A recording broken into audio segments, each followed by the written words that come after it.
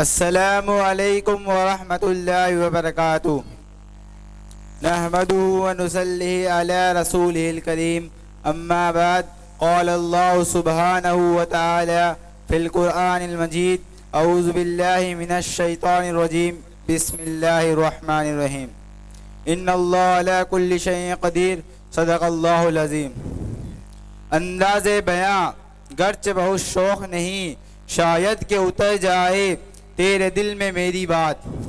محترم سامعین، قدرت کے نظام کائنات پر جب ہم نظر ڈالتے ہیں تو روز روشن کی طرح یہ بات عیاں ہو جاتی ہے، دنیا کی کوئی بھی چیز خود بخود اپنے وجود میں نہیں آئی ہے، بلکہ اس کا کوئی بنانے والا ہے۔ ہر موضوع کا کوئی صانع ہے، ہر مخلوق کا کوئی خالق ہے، ہر موجود کا کوئی واجد ہے، ہر مظلوم کا کوئی ضارب ہے، ہر مقتول کا کوئی قاتل ہے، ہر مظلوم کا کوئی ظالم ہے، ہر مملوک کا کوئی نہ کوئی مالک ہے۔ گرچہ دنیا کی ہر چیز اپنے وجود میں دوسروں کے محتاج ہے۔ اگر ہمیں فضا میں اڑتا ہوا جہاز، ہیلی کاپٹر، راکٹ دکھائی دیتا ہے تو اسے پہلے کس کارخانے میں تیار کیا گیا؟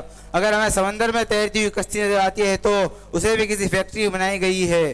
اگر اس سرزمین پر چلتے ہوئے انسانوں کے جسم پر لباس و کپڑا ہے، اسے بنانے میں کسی میل کا سہارا لیا گیا ہے، جبکہ دنیا کی کوئی بھی چیز بغیر بنائے نہیں بن سکتی۔ ذرا سوچو تو صحیح کہ اتنا لمبا چوڑا نیلا گل آسمان، چوڑی چکلی زمین، آسمان سے بات کرتا اونچا اونچا پہاڑ، زمین پر بل کھاتی ہوئی ندیاں، لہلاتے ہرے بھرے درخت، رنگ برنگے پھول پودوں کا وجود کیسے عمل میں آ گیا؟ کیا ان چیزوں کو پیدا کرنے والا موجود نہیں؟ کیا ان چیزوں کو بنانے والا نہیں؟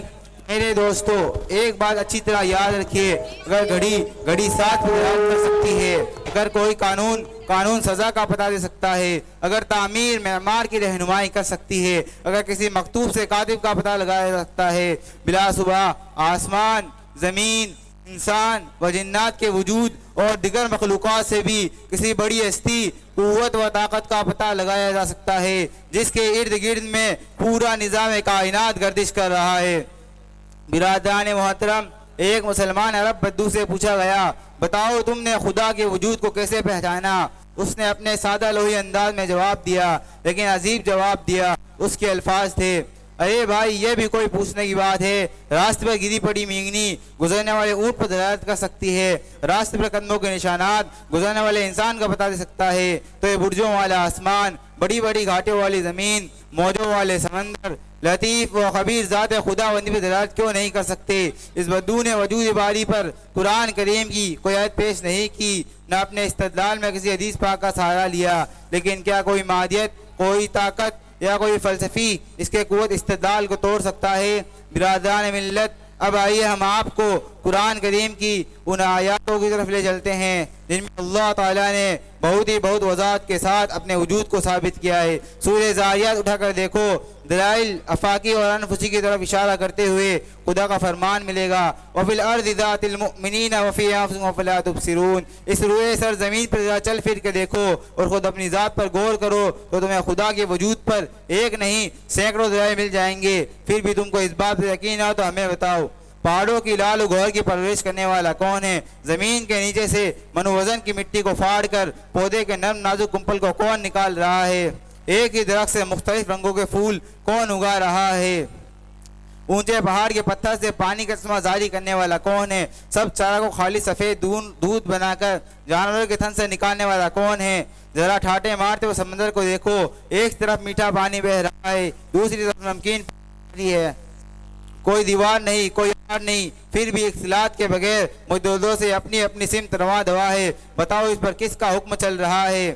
پالتا ہے بیج کو مٹی کی تاریکی میں کون دریاؤں کے منہ سے اٹھاتا ہے سیاب، کون لایا کھینچ کر پچھم سے باد سازگار، خاک یہ کس کا ہے نور آفتاب۔ محترم دوستو، ہم تمام مسلمانوں کا عقیدہ ہے کہ رب دو جہان پالنہار عالم کوئی ہستی ہے، وہ صرف ایک ذات ہے، اس کا کوئی شریک نہیں، وہ کسی کے تعاون کا محتاج نہیں۔ تنہے تنہا وہ ذرات سے لے کر پہاڑ تک، زمین سے لے کر آسمان تک ساری چیزوں کو خالق و مالک ہے، جو حکم الحاکمین ہے، جو تمام بادشاہوں کا بادشاہ ہے، پورا نظام کائنات اسی کے حکم پر خواہ دوا ہے۔ قرآن کہتا ہے، انما الہکم الہ واحد، تم سب کا پروردگار و پالنے والا و رزق دینے والا اور مارنے والا اور جلانے والا صرف ایک وہی خدا کی ذات ہے، جس کا نہ کوئی وجی ہے، جس کا نہ کوئی مجیر ہے، جس کا نہ کوئی مشیر ہے۔ اے مسلمانوں، ذرا اسلام کے مزاج کو پرکھو۔ اسلام امت کے کیا پیغام ہے؟ اسلام امت کے نام کیا پیغام دے رہا ہے؟ قرآن حدیث کی مزاج سناسی کرو تو تمہیں بڑے اشغاف لفظوں میں اسلام کا پیغام ملے گا کہ کامل طور پر ایک خدا کی پرستش کرنے والے بنو، سجدہ اسی ذات کا کرو، طواف اسی کے خانہ کعبہ کا کرو، نذر و نیاز اور قربانی اسی کے نام کی ہو، مانگو تو اسی سے مراد مانگو، تو اسی سے حاجت خواہ اور مشکل کشا اسی کو تصور کرو، اس کے ساتھ کسی کو شریک نہ ٹھہرایا کرو، اس کے ساتھ کسی کو مالک و رازق نہ بتایا کرو، اس لیے کہ اللہ کے سوا کوئی معبود نہیں، اللہ کے سوا کوئی خالق نہیں، اللہ کے سوا کوئی مالک نہیں، اللہ کے سوا کوئی قادر نہیں، اللہ کے سوا کوئی ہادی نہیں۔ اور جس میں عبادت کا دھوکہ کہ مخلوق کی وہ تعظیم نہ کر، وہ خاص خدا کا حصہ ہے، بندوں میں اسے تقسیم نہ کر۔ وآخر دعوانا ان الحمدللہ رب العالمین۔ السلام علیکم۔